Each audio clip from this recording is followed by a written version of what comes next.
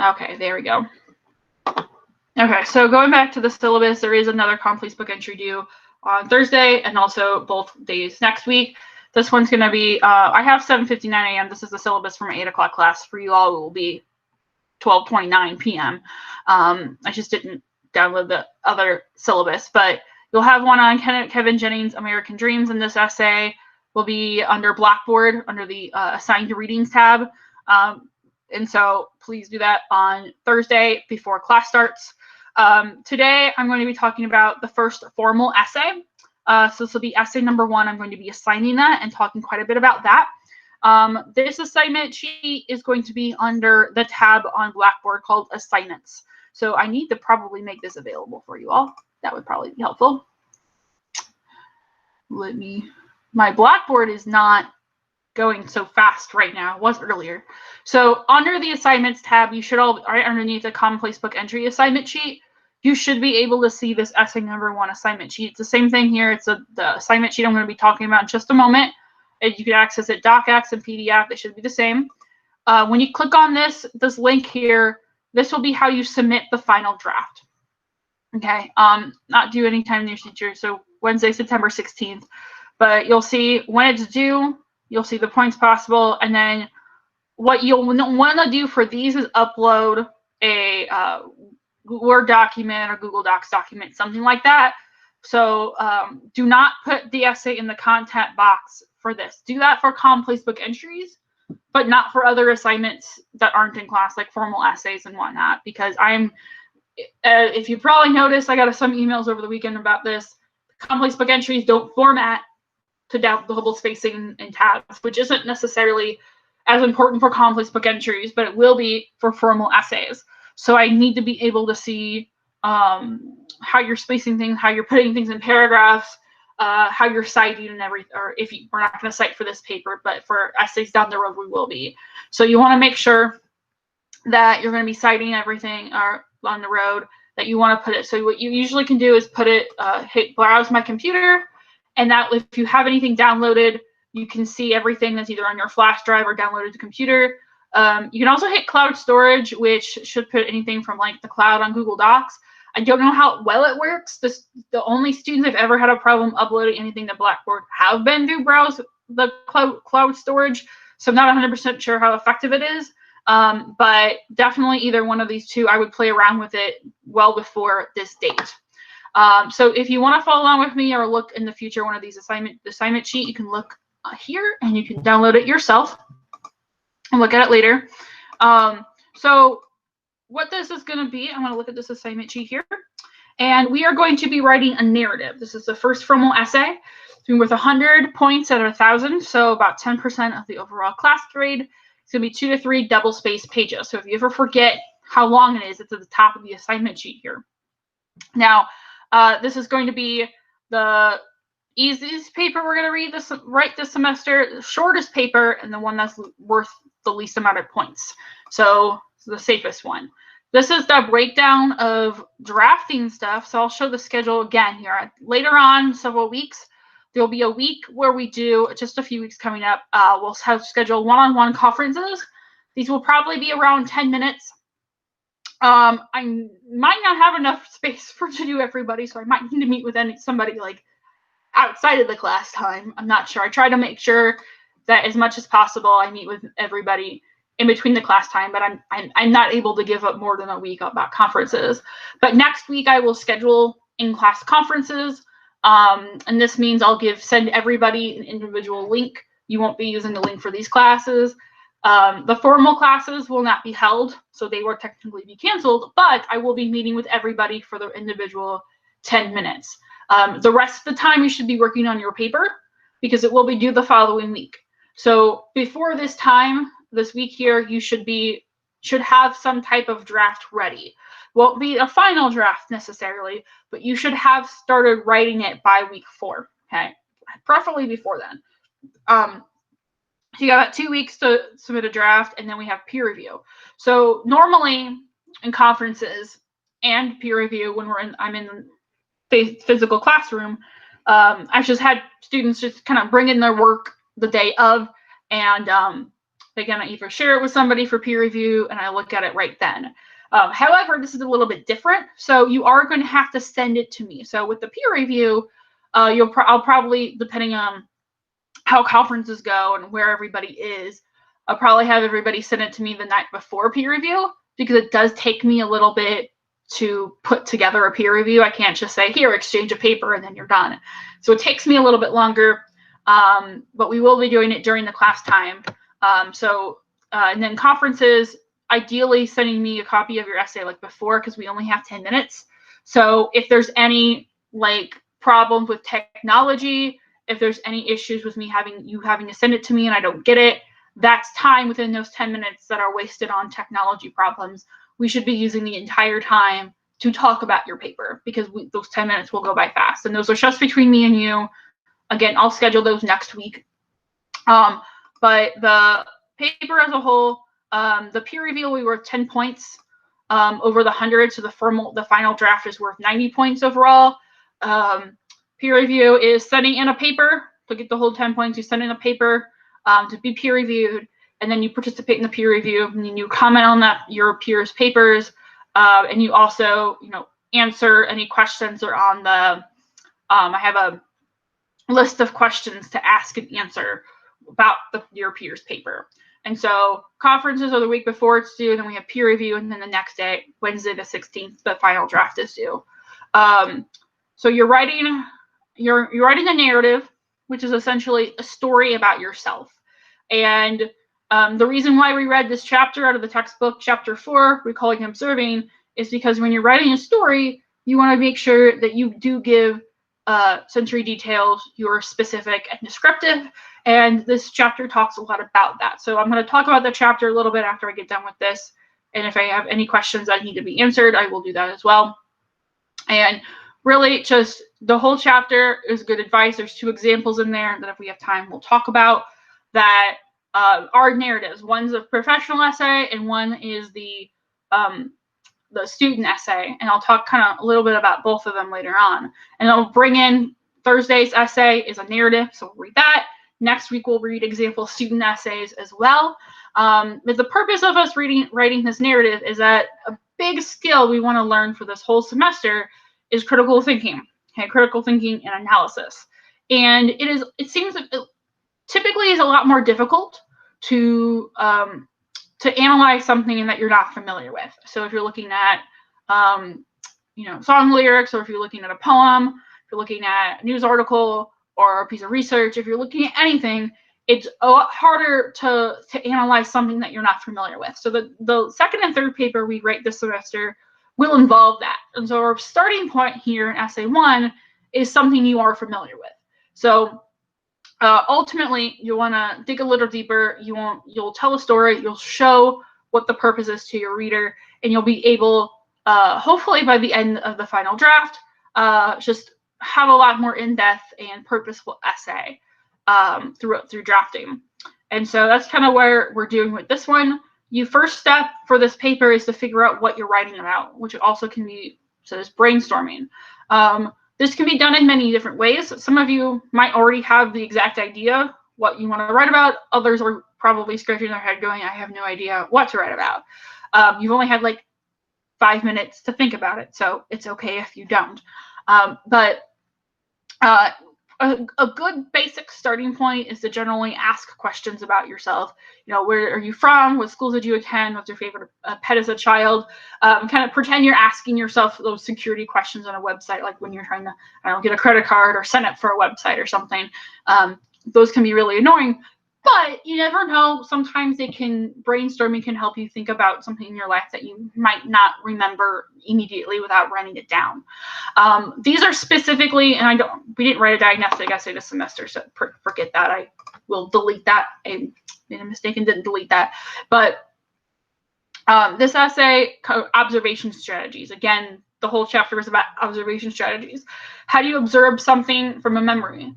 How do you know which observations that you're going to put into this paper? A big reason how you can figure that out is audience and purpose. Each commonplace book entry requires you to answer 2 questions. Who is the audience, or the general intended audience? and what is the purpose of that the author was trying to convey to that audience.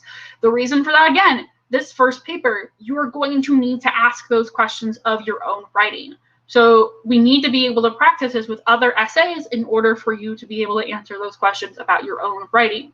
So who is the audience that you're writing to, and what do you want them to get out of it? You want this audience and purpose to be strong. You want it to be purposeful, not surface level. Like last year, I think I had a student who came into a conference and had written a paper about a vacation she went to Florida. She took to Florida, and I sat down, talked to her, and she said, the purpose of my essay is for travel. I said, that's great, but what else? And she said, oh, nothing else, just for travel.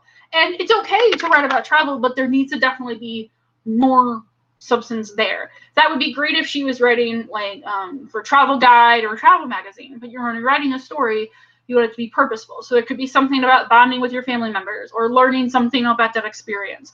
You don't want the thing that your audience learns just to simply learn about how to pack or what the flight is like. There has to be some type of attachment and that's going on that's a little bit deeper.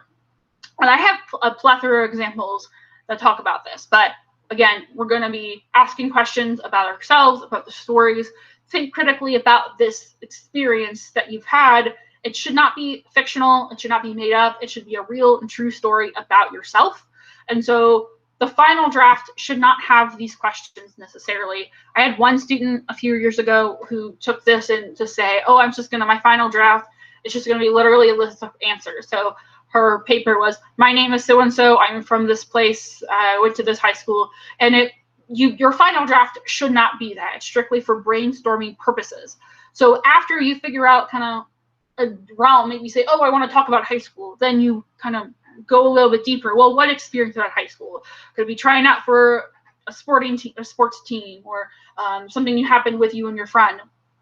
Whatever story you write about, I should say we will have a peer review, so make sure you are okay with other people reading your paper. If you're not okay with them reading your paper, you can talk to me about it. I'm happy to talk to you. But maybe last semester I had a student who came to me and said, I have a whole list of things I want to talk about, but it's not really something I want other people to read.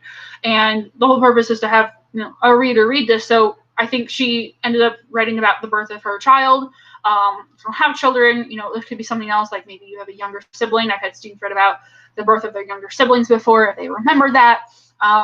Also note that this does not have to be a sad story. A lot of people think narrative that this has to be, in order for it to be purposeful, that has to be really sad, depressing in some way. And while it's perfectly fine if you write about something sad, you can also write about something happy. The most amazing essay I ever read was a student who wrote about how he proposed to his now wife. And I think I read it 3 times, and each time I started crying. And it's not a requirement that you make me cry, but it was that good. And so that was a very happy moment in his life, and he made it purposeful.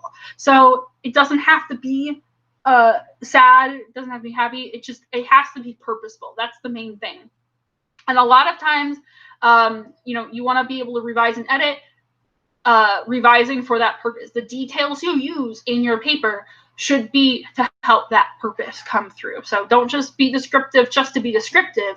Describe what you're trying to say. Use those descriptives to your benefit. So I talked about this a lot. And so questions you might ask yourself, what might make your story interesting and creative? You do want it to be interesting to read. You don't want to be specific. The purpose, shouldn't be, I love art. Or I have beliefs and behaviors, or my town has beliefs and behaviors. That's really general. What makes those observations that you're including significant? Why does it matter to you why does that matter to you in your analysis of yourself? Try and go beyond the obvious. And so what you might think is obvious, try to take that next step and analyze it a little bit more. And so some format issues. So make sure you have clear and concise language. So you should be as specific as possible. That's why we're going to be practicing and drafting and reading lots of essays to help. Stay consistent with tenses. So a lot of times when students are writing this essay, they stay in, they jump back and forth, maybe between the present and the past tense. And while it is possible to write a paper where you are actually jumping from the present to the past tense, it's very difficult to do so. So I always try to say, if you're unsure, stay in the past. So it's always going to be something that's going to be in the past, unless like at the end maybe you're talking about how that event, impacted you today. That's possible. But if you're writing about the past, consistently stay in the past tense. Don't jump around. You don't necessarily need a formal introduction like an argumentative essay. Some papers work well with a formal introduction with a narrative, but others don't.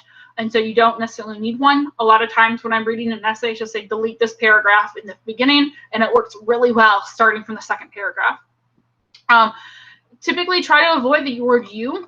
Not all cases, but in some, like if you ask your first sentence or question is like asking your reader, have you ever done this? Or, have you ever experienced an older brother, bully you or something? And the problem with that is you're assuming that your audience, has had that experience too. But what if they don't have an older brother? What if they're an only child? They're not going to be able to answer that. And so you're going to assume that they have an experience going forward that they might not. And so make sure you don't do that. Have a clear purpose, like I just talked about. You should and can use the word I. This is a story about yourself. It would be incredibly difficult and darn right impossible for someone to write this essay without using the word I. So you want to make sure, I'm going to give examples for that. But I've talked to a lot of people who in high school, they say, oh, my English teachers told me not to use this. It's a story about yourself. It would be incredibly difficult not to do that. And be organized. I'm going to have a class period next week about paragraph formation, but essentially you should not be writing a 5-paragraph essay. A lot of high schools, not all, but some will teach the 5-paragraph essay, which essentially means a introduction paragraph, and you might say, I'm going to talk about apples, oranges, and grapes. And then one of those paragraphs talks about apples, the next paragraph talks about oranges, and the next paragraph talks about grapes. In your last paragraph, you wrap everything up and you repeat yourself. You don't want to do that. So doesn't mean your paper can't be 5 paragraphs. The 5-paragraph essay is not called that because it's 5 paragraphs. It's called that because it's a list. You're just listing stuff. So in a narrative, I most often see this if a writer just puts 3 paragraphs and they all are a completely different story. If one story is about joining the baseball team, another story is about their trip to Florida, another story is about, the birth of their brother or something. And that there's 3 separate stories. You want your paper to be one long, cohesive story. From start to finish, it is the same story. It has the same purpose, and you're all trying to get there. So if somebody comes to me with that paper, my advice to them is going to go pick one story that interests you the most and rewrite it and start from there. And so it's possible that some rewriting might have to happen. But I'll talk about that more in another class period. So use Times New Roman, 12-point font, 1-inch margins, just like all MLA format essays should be. So I'm going to stop sharing for a moment here. I'm going to kind of return to the class if I can. Does anybody have any questions about what I just went over?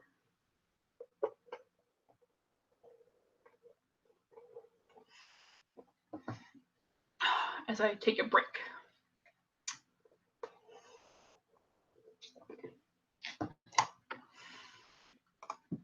So you can either unmute yourself or put a question in the chat if you have any.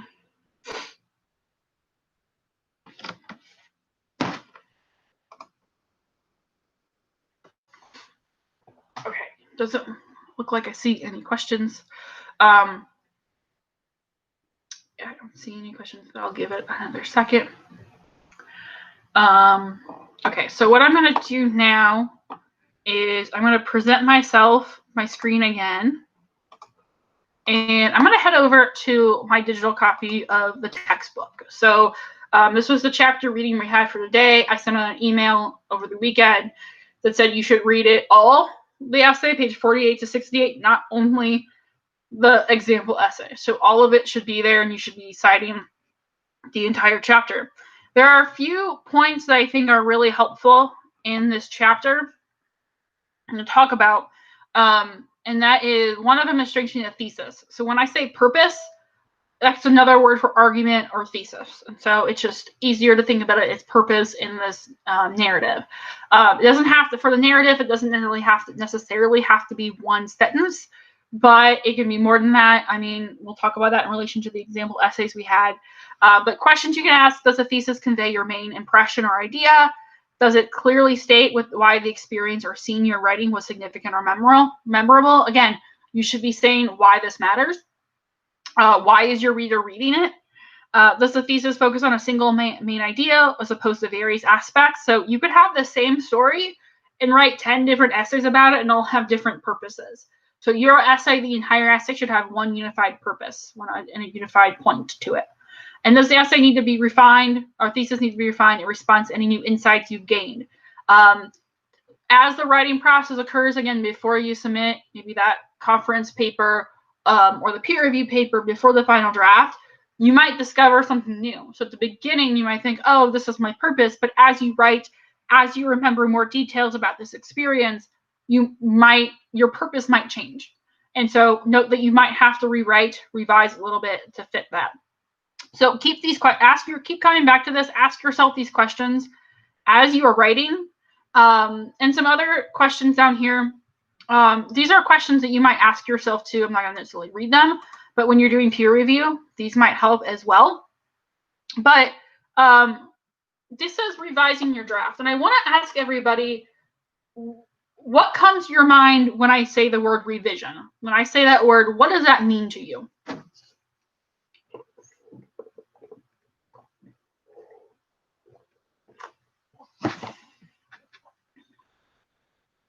Okay, Cortland said edit. Any other thoughts about when I say revision, what does that mean? What am I telling you? Review or maybe? What'd you say? To review it. Okay, yeah, to review it. Somebody said looking over, make changes. So there's a difference between editing and revising. And so editing tends to be about grammar. And so, yeah, a lot of people are kind of saying something similar: review, edit, go over a list of requirements and make sure you hit everything. So edit and requirements is probably one of the last things you should be doing when you write your paper. Maybe you do this in peer review. You go over it, make sure it's grammatically correct, everything's spelled the right way, your commas are in the right place, you have an MLA format, everything like that. Revision is a lot harder, and both of them are extremely important. Revision more means, when I say revision, I'm probably meaning rewrite. Sean said to change what you were trying to convey in your paper in the first place, but in a better form. Yeah, that's kind of also part of it too. So if you have, sometimes, like I just said, if you're writing 3 separate paragraphs and they're all a different story, I'm probably going to tell you to start over and rewrite the whole paper. But when you do that, you will have a better ability to know what you actually want to write about. So it's kind of a brainstorming tactic in that way. So sometimes I might say you need to rewrite the whole paper. Sometimes I might say this paragraph doesn't belong, we need to rewrite this. And this would mean literally deleting and rewriting. That is such a hard part of writing, because you go, I just spent so much time writing this, I don't want to hit the delete button. But sometimes you have to. And because the majority of writers don't write what they actually want to say to their audience on the first try. I mean, I spent times where I've rewritten the introduction or another part of the paper over and over again because I just don't have it when I need to. But that's the beauty about, Microsoft Word and Google Docs and other parts of technology. You can do that easily. You don't have to write it by hand. You don't have to put it into a typewriter or anything. It makes it really easy. And so, yeah, you're right. It might be just a sentence. It might just be a phrase. It might be a whole paragraph. It might be the whole paper. But a lot of people revise in different ways. A lot of people have lots of different strategies. We're also going to talk about that next week as well. But in addition, every single one of you should be revising it in some way between the time you start your paper and the time you turn it in. If you bring me your paper in the conference and I say, this purpose isn't really strong enough, let's talk about some ways that you can revise it, and I give you strategies and we talk about it and you say, yes, I understand, then you should make those changes between our conference and the final draft due date. I've had so many conferences where I say, this doesn't make sense, or this purpose isn't strong enough, and they turn in the same paper for the final draft. And that tells me that they did not revise. So some revision should be happening as you're writing this paper. Actually, a lot of revision should be happening. So when I say these words, when they say revising your draft, they're kind of the textbook, they're kind of meaning something similar. So questions you can ask yourself as you're trying to revise your paper. Where have you shown why this experience was important and how it changed your life? Did you show that it was important? If you haven't, your paper's not done. Have you engaged your reader so they will keep reading? Again, you want it to be interesting. Okay, have a target audience in mind. But you want to make sure that they keep reading. If the events are not in chronological order, how have they made your organization easier for readers to follow? Most people write this essay in chronological order. You could write a time frame of an hour. The essay about, what is a hunter, that essay is written, in the course of a day. The essay about the woman whose dad, goes to Koreatown, that essay is over a longer period of time.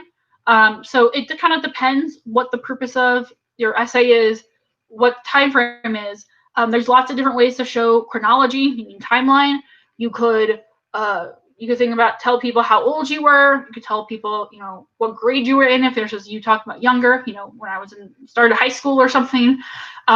You could literally say the year. Every paragraph does not have to be a new point in time. But I read essays that have done that before. But it's easier to write in chronological order, but it's not necessary. So if you do write in chronological, do not do that. You want to make sure that your reader knows where this is in time. Okay, so thinking about past or something, you want to make sure you do that. In what ways does the ending provide a sense of finality? When your reader is done with your essay, they shouldn't feel like there's more to say. Okay, this should be the end. Do you stick to a point? Is everything else relevant to your main idea or thesis? Okay, the textbook talks a lot about, the chapter talks a lot about observing and being detailed, and you definitely want to be detailed, but you want to make sure every detail you include is relevant to that main idea, to that purpose. If it's not, then maybe some of those, they just need to be flat out deleted, because some things don't matter. Sometimes you change your purpose and then you don't need that anymore. That happens lots with writing. If you portray people, how have you made their importance clear? Okay, and definitely you can include other people. You can include a quote that somebody said. You can include dialogue. You don't have to, but you can. But if you do include somebody that was around or had said something to you, want to ask yourself, why am I including this person? How do they add to the purpose of the story? How are they relevant? And you want to make sure you can answer these questions about your own paper. And so a lot of these questions in the book are really helpful, and I would highly suggest coming back to these when you're reading or when you're writing your paper and answering these questions specifically. A lot of people, when they were writing their complex book entry, I was trying to skim through a few before class, you wrote about either one of the two, or you found your quote about one of the two essays, either returning to my father's Koreatown or what is a hunter. And I want to kind of talk about these today because I think they should be really helpful. Now, some of you answered this question. I'm going to kind of share my screen here so I can see if anybody of you answer. I got a lot on my screen right now. With the essay, returning my father's Koreatown, for you all that read it, I want to ask,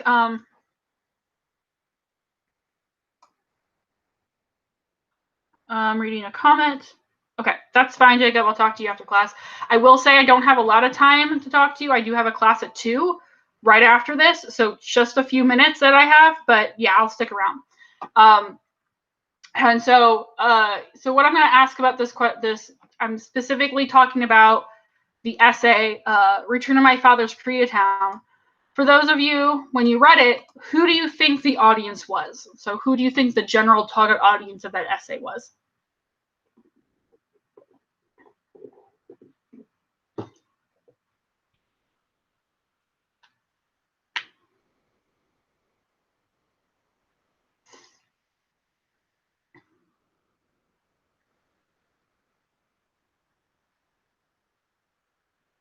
So you can unmute yourself, put into the comments what is the audience? Who do you think the audience was of this essay, Returning to My Father's Koreatown?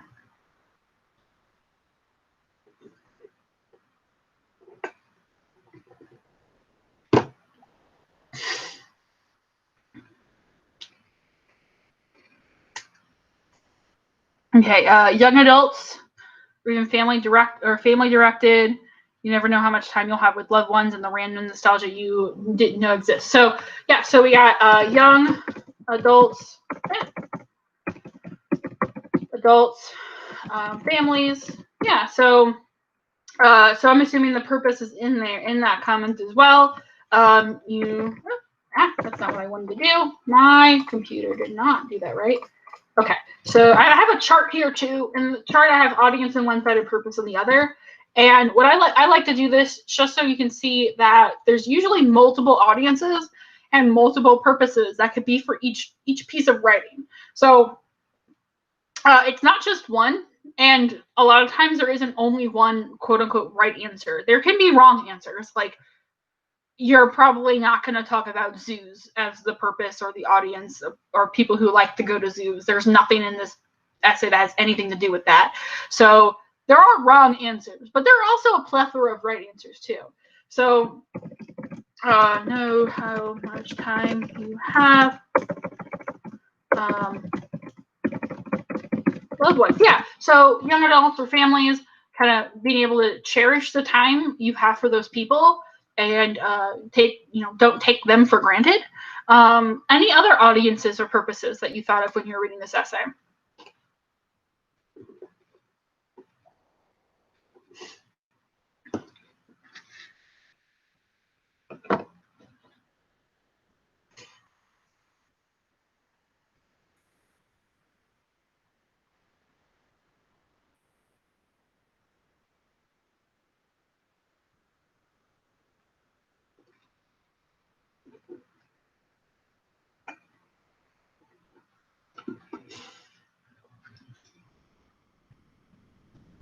This is the participation part of the class where I ask you to talk to me so you don't just keep hearing my voice.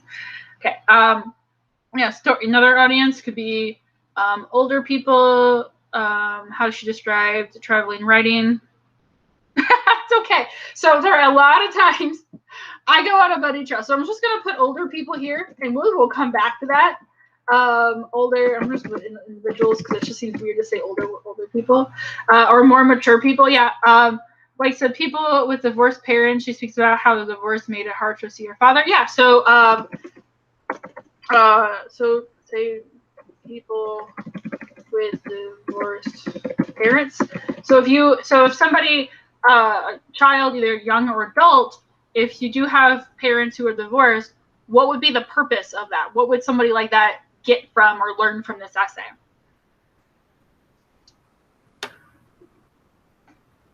Sometimes those who have divorced parents, those who are split, depend upon themselves or somewhat of an individuality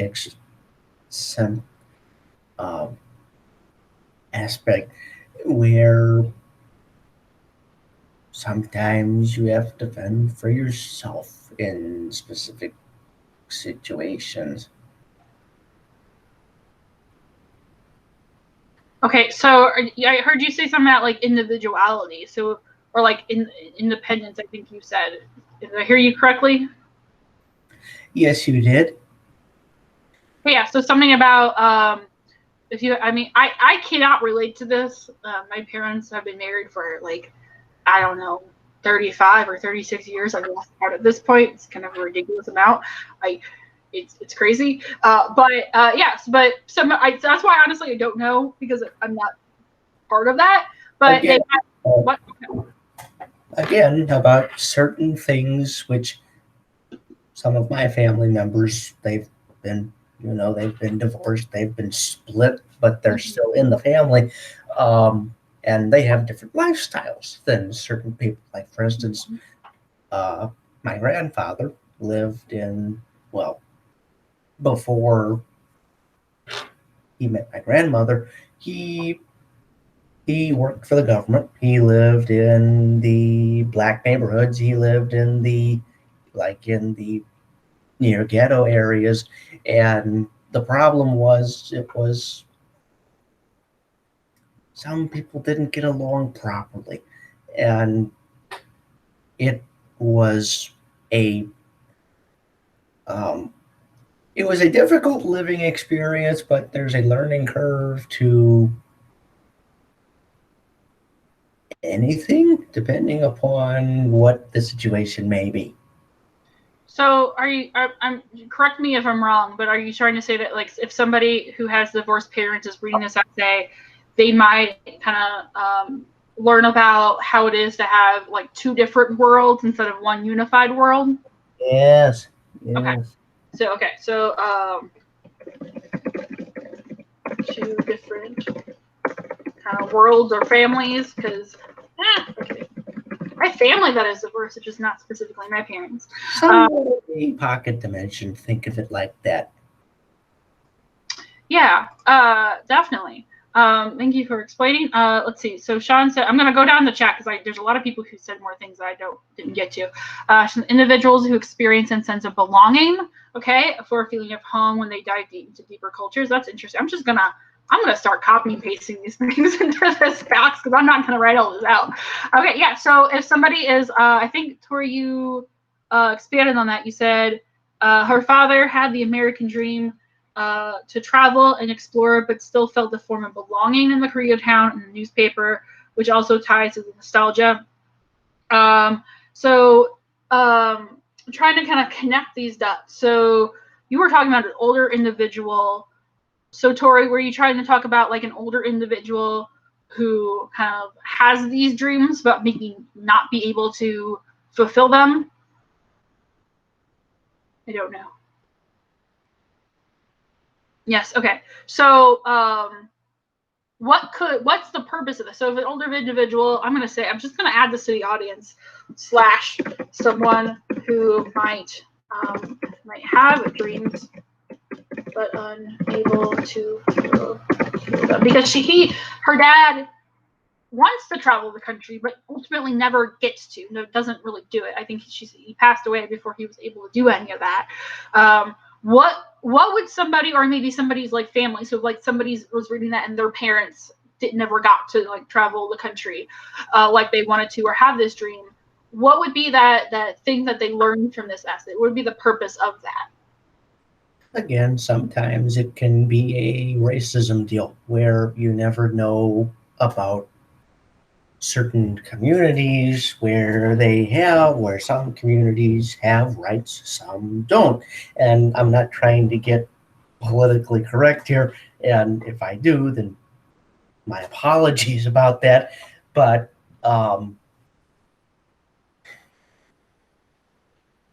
some who want to fulfill something in other areas, they can't do it because of the government.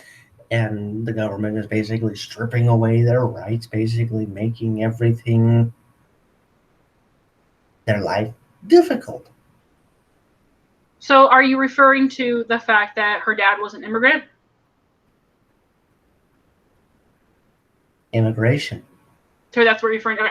You never said the word. I'm just making sure. So would we say that the audience, another audience, could be somebody who is an immigrant or maybe first generation immigrant, so somebody whose parents immigrated here but they were born in America? Yeah, I see some people nodding yes. I can see some of you on the screen. Google Meet does not show everybody. I want to see everybody's faces. There's a high possibility, yes. Yes. Okay. So, or families of immigrants. Okay. Yeah. So I'm gonna kind of back up to what Tori was saying. I know it can take a long time to write something. If you feel like you ever want to like unmute yourself, you can do that. I know some people might not have the ability to if they're in a public place or if you like your microphone's not working. But yeah. So to live to the fullest and try to do everything you can.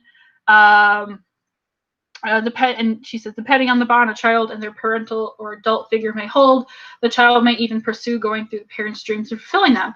And I feel like I've seen that the other way around too. So I've seen like like younger children, parents might pressure the child to fulfill out their dream. And this is the flip of that. This is a person who's seen their parents age, and unfortunately this case passed away at some point, and they never got to achieve that. So I don't, potentially going about that dream, traveling the country, doing whatever that was, to kind of act in their place, which would be really interesting and sweet. So I'm gonna say, I'm just gonna copy and paste this because I don't want to write everything out. And so that could be, and so I have this kind of chart trying to figure out what the purpose is for potential each audience. So what we have so far is, so if you have an audience that might be a young adult or family, so you might not never know how much time you have with loved ones. A lot of, when I was younger, I had a little bit of that mindset. I am very, very, very lucky. I have both of my grandmothers still alive. They are 92 and 93 years old. My grandfathers passed away a long time ago, but they were still in their 80s. So I still got to have a lot of time with both of them. But you just really never know what's going to happen. And so cherish the time you have with those people. Older individuals, someone who might not be able to fulfill their dreams, live your life to the fullest, do everything you can, or maybe it's that could go back to that younger adult. If they didn't get the opportunity to do something, take that chance. Because I know I definitely used to be somebody who, if I had a chance to do something, I would be like, oh, I don't have enough money right now, or the timing's not right. But sometimes you're not going to give another chance. Like, I've learned to just, do that thing, go on that trip, because couldn't this year, so I can't do that. There are sometimes one and done situations where you only get one time and you're done. Yep. And so people who have maybe divorced parents, maybe learning about different worlds. We have individuals who experience a sense of belonging or feeling of home. I think, Tori, your probably purpose from up here could apply to this as well. If I'm wrong, correct me. But also, like we're talking about immigrants and families of immigrants. You're talking about that. Perfect timing. That comes up in the chat the moment I said that. Immigrant idea. So you can do you are limited unless you are born on American soil. Can be really put a strain and limits what typically could do. So what about this essay kind of talks about, I'm going to copy and paste this to here, because she was born in America, but her father wasn't. And so that they get kind of two different experiences, but from the perspective of that first generation American. What about this specific essay? So she's talking about her dad. They go to Koreatown a lot. They eat food together. What about, so if somebody was reading this and they were, immigrant or family member of an immigrant, what could they learn from this essay more specifically? Or what would be the purpose of it for them?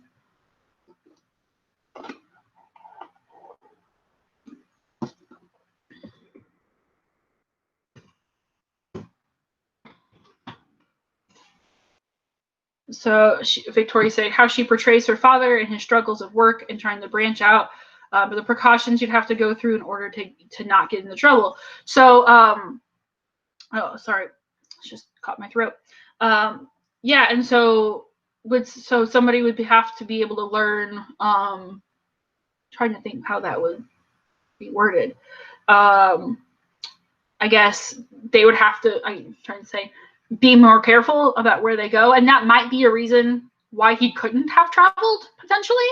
I don't know. I don't think she talks about that or says it specifically. If she does, I probably missed it.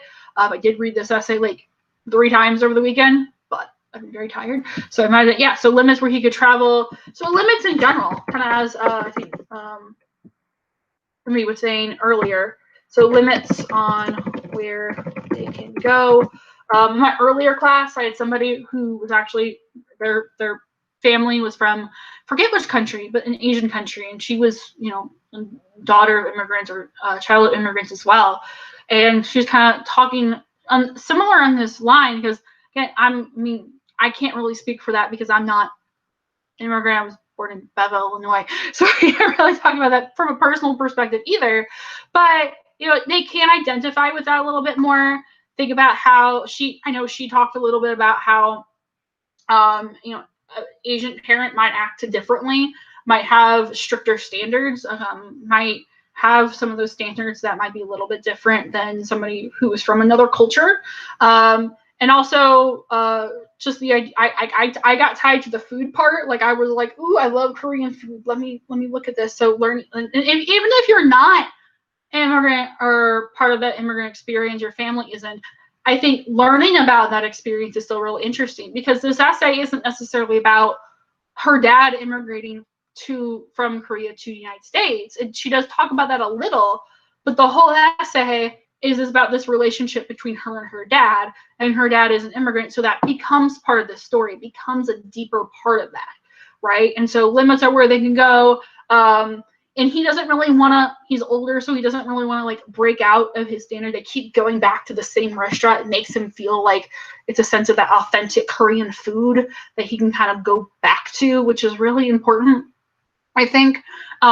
Before I move on, real quick, is there any other audiences or purposes that anybody thought of or wrote about, you know, when they were reading this essay?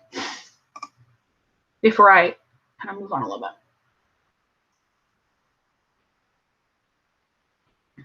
I have more. I'm out of water.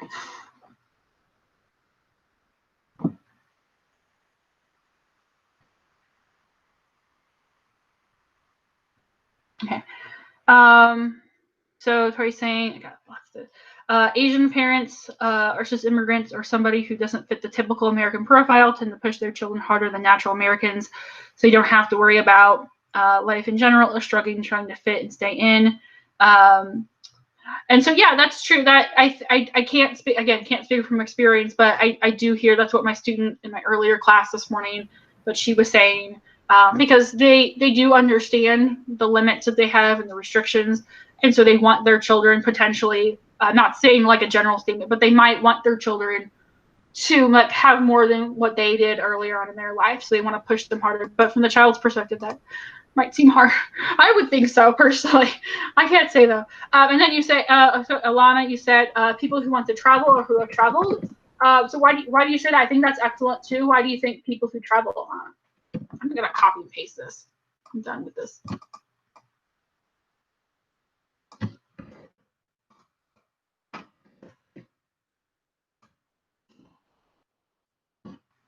Yeah, do I want to travel? Okay, so if people do want to travel, what would be, and Alana can answer this or anybody else, what would be the purpose of reading this for somebody who does want to travel?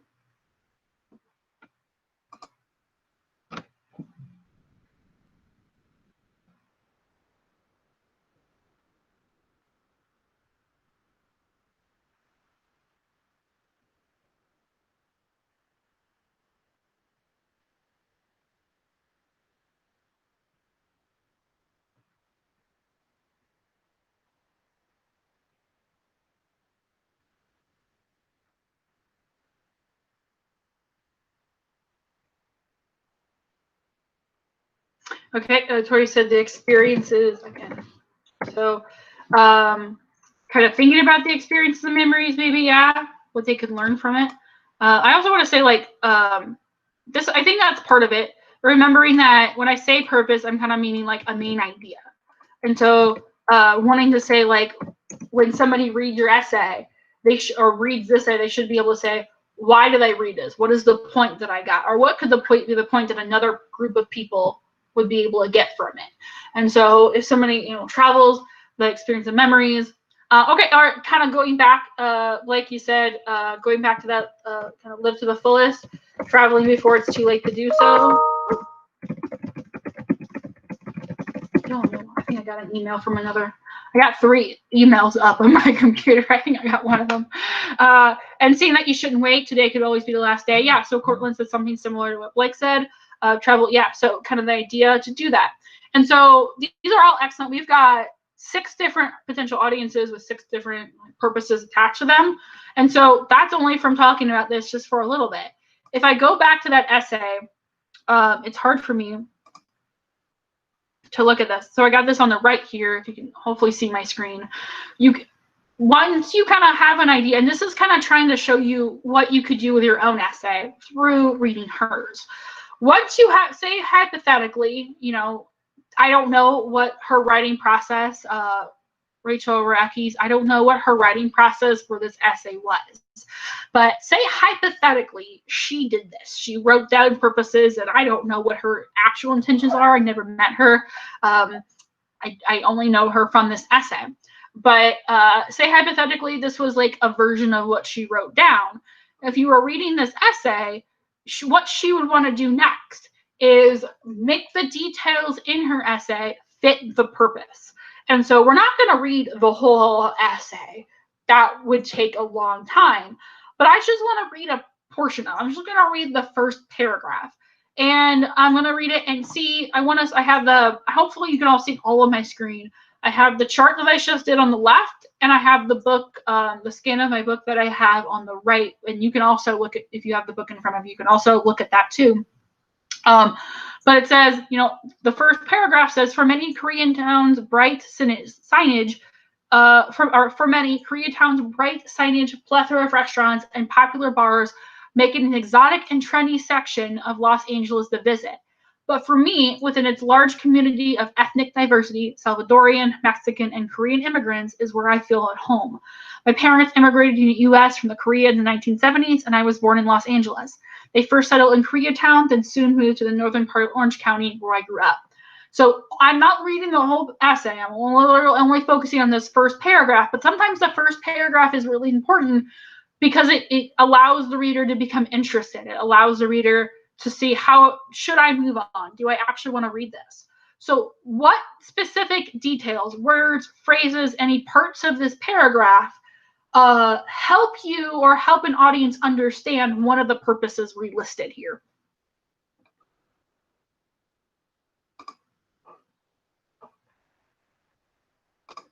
Can I go back and forth?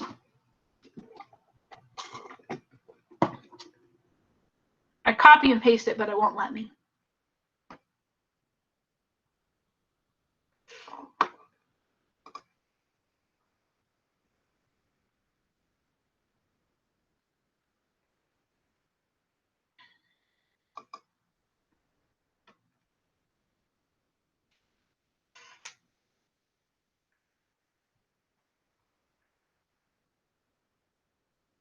And kind of go back and forth here.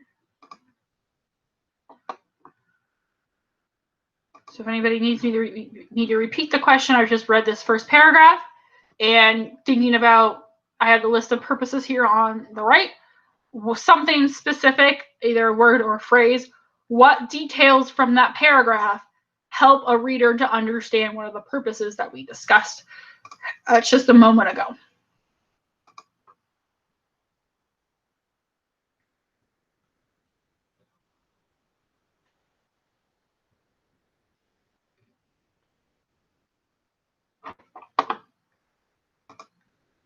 Trying to go back and forth.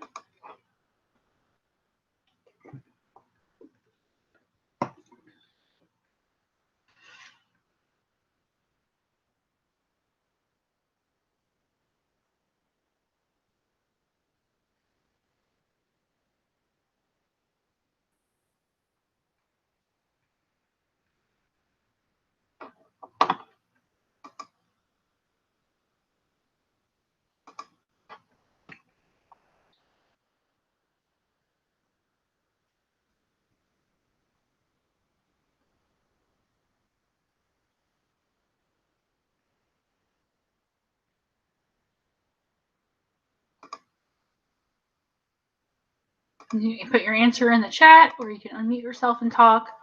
What about this first paragraph specifically? What detail? And again, this whole chapter is about observing and adding details. And again, earlier when I was presenting and assigning this essay, saying when you write, your details and what you write should be relevant and should serve a purpose. Everything should serve a purpose to the main idea, the purpose of the essay itself. It should be relevant. So how is what she writes in this first paragraph, how is it relevant to one of the purposes that we were describing?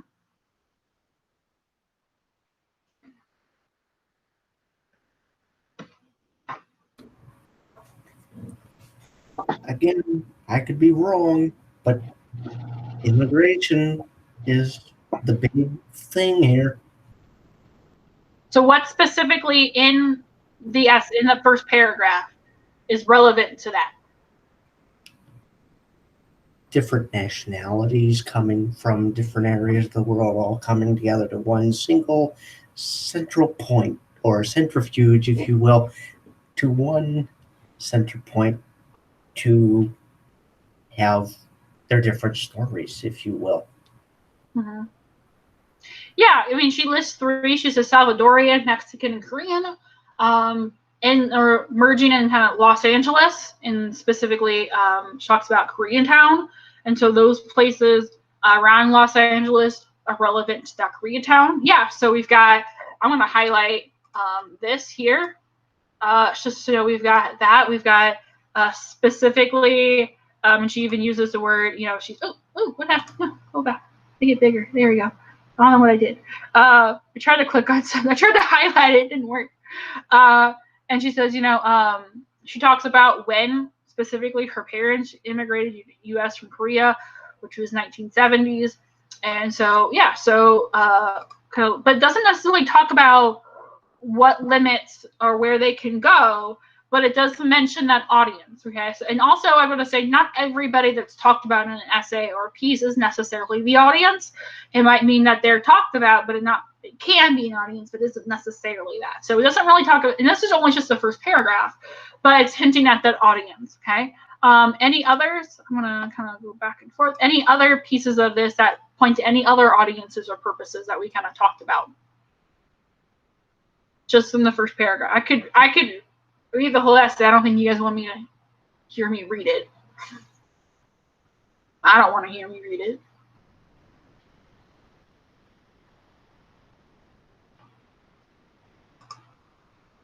Okay, yeah, different cultures. Yeah, so talking about that immigration, different cultures. What Jake Hadash just said. Oops, that's my email. Anything else? Kind of reread it again. That can be a good strategy to do. Just the first paragraph.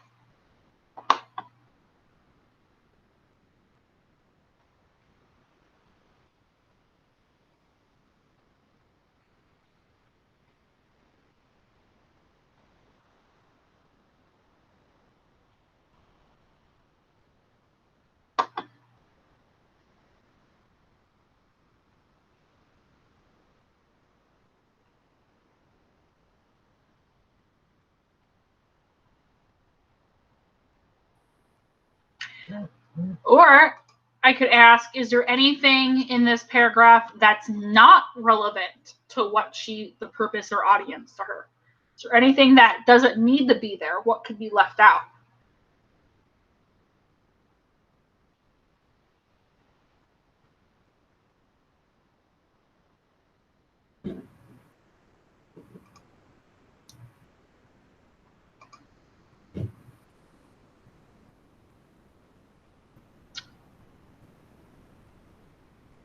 We got a lot about different races, people with different ethnicities. We got a lot of immigration. Is there anything about traveling in this? Anything about parents? Anything about dreams and fulfilling them? Anything about home? Anything about any of these audiences that we've got? Another email I've got here. Like I've said before, all of these different ethnicities, different races coming together to one centrifuge, that's traveling from one country to another, basically making legality differences. Also, something that I would think that has no intention. From what I remember, I do not believe that her parents are divorced. I don't think. I thought they were. Let me see. I thought they were. Let me look back up here. Yeah. So in the second paragraph, it says, after my parents' divorce in my early teens. Okay, so then I overlooked that then. That's okay. It happens. It's a longer essay, so I constantly forget information that I read too. So a lot of times I'll say, I might be wrong if I'm misremembering this because I have a horrible memory, but that's okay. That's fine. But yeah, she does say that in a second. She doesn't really talk about it a lot. She mostly focuses on her father, but that's the reason why she's only focused. Her mom isn't there when she is talking to her dad because of that. Yeah, and so you talk about travel. That's one form of traveling. But if somebody is just wanting to talk about travel, likes to travel and isn't necessarily an immigrant, we do have a tiny bit. And again, you want to look at small little details. And so she talks about in the very first sentence, bright signage, restaurants, and bars, things that aren't only in LA and aren't only in Koreatown. You have them all over the country and so all over the world. And so you might find, oh, I like to travel, I like to go out, I like to do things. This is kind of, so this has there that bright sign. They're very descriptive. She also has a trendy section of Los Angeles to visit. And so literally she has the word visit in there. And so that doesn't necessarily mean only immigrants. She talks about that being a big place for, immigrants to go and gather, but it's not going to be only for people who are immigrants. It could be anybody who wants to come there and visit. And so you do have those small pieces of information. Largely this is talking about, people who are immigrants, people who are of all different kind of ethnicities and races. But it's not only that. There is a little information. And one of my students in my morning class said,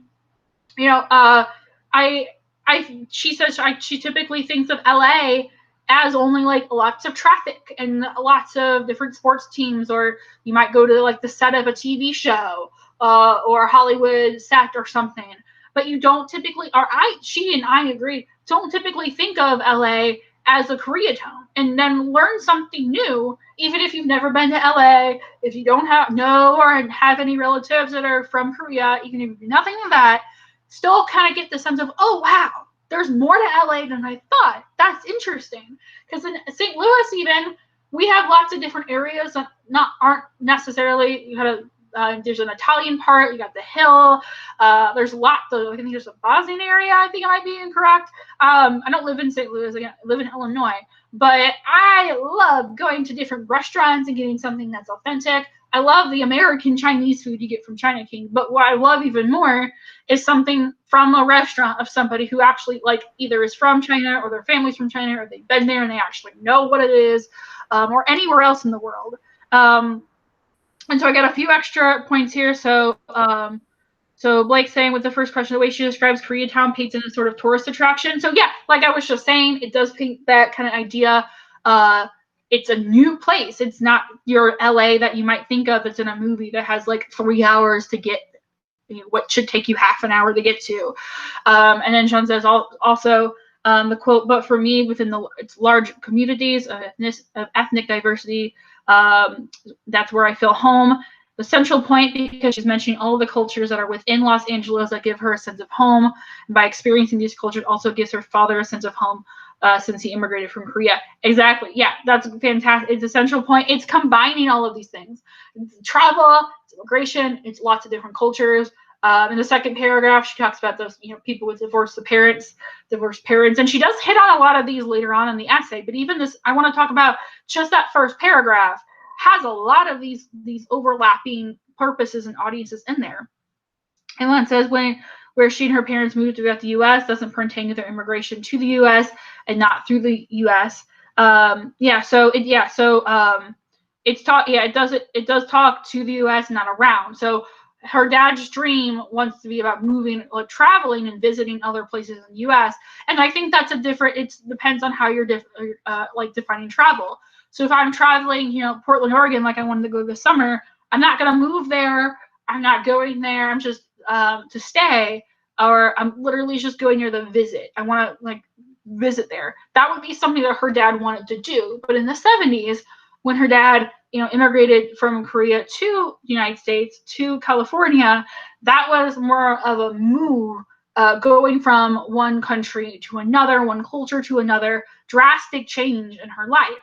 And so those are different, but I think they're both equally important to this essay because those audiences are different and they're going to learn something different depending on what audience they're from. And so noticing also the little details, you don't have to have descriptions like hers, especially since you're not the same person as her. There's I think 16 or 17 people in this class. What I'm looking for is 17 completely different essays because you're 17 completely different people. I am never going to want the exact same essay from everybody. Okay, you are not this next person, the next classmate. You're not me. I want to learn about you and your experiences. So, but looking at language, we're going to be reading a lot of example essays today, Thursday, going into next week, because also you can read as a writer. So you can learn about audience and purpose and kind of think about the answers to those questions. But you can also read as a writer. So one of the main things you want to do is looking at how somebody wrote an essay and how they constructed their language, how they constructed their sentences. So if you don't know how to start a paper, you should look at examples. So this first paragraph, this first sentence is like, it has so many descriptions. It's beautiful. It rolls off my tongue when I read it. I could tell she spent a lot of time rewriting that language. On the other different note, I'm going to go back to here. If I could go back to the ebook. This is just on the publisher's website. So there's a table of contents. That's what I want. I want to go to the other essay that was in this chapter. There was a student essay, and a lot of people commented on this too. It's called "What is a Hunter?" And I want to compare and contrast that just for a few minutes. The paragraph, the first thing that we've been looking at. I want to see if anybody else wrote anything. So to this first paragraph on this "What is a Hunter?" And I really like this essay overall. It's a student paper. It's not a student of mine. It's just something that was included in the textbook. I think it has a purpose. I think it's really well written overall. But the beginning of it isn't necessarily what I would advise doing it, because what he does is he includes the dictionary definition. He writes, "What is a hunter? This is a simple question with a relatively straightforward answer. A hunter is, according to Webster's New Collegiate Dictionary, a person who hunts game being various types of animals hunted or pursued for various reasons." And right there, personally, I'm bored. So I don't need the dictionary definition. I want to know what he thinks of it as. I want to know so what I would suggest for this paper, if it was something that a student gave me, I would say take this part here and hit the delete button. And then when he starts the essay, it would start with, "As a child, I've always considered the most important aspect of the hunter's person to be his ability to use a rifle, bow, whatever weapon was appropriate to the type of hunting being done." That's not a horrible way to start a paper. It's not as descriptive as the first one, but that first paper, that's a professional essay. This is a student example. This is somebody who wrote before a college class. And so that's not a bad way to start a paper. Like I said, you don't always need a formal introduction. For this paper, this narrative, you should not be including any outside sources, and that includes dictionary definitions. So I'm just kind of I had to reread that sentence quite a few times to read the rest of it. It does not make me want to move on and read. It does not make me excited for this paper. When I start getting into his descriptions of his adventure on hunting, that's interesting. That makes me more excited. So just for those of you who read, hopefully all of you read the Hunter essay, this is a little bit easier of an essay to think about. Who is the audience of that essay? I'm going to stop sharing here. Hunters. Yeah. Young hunters. Any other audiences? I think that's the main one, is hunters, probably. What's the purpose? Go ahead. Basically self-explanatory. It says it right in the title. Not everybody's title is going to be. Again, it depends upon, but according to this one, being how convenient it was, Yeah, Tori said animal lovers. So for sure. So people who are looking to start hunting, yeah, exactly. If somebody's a hunter, what's the purpose they're going to get out of this essay? What's the main point that they might learn or get from it?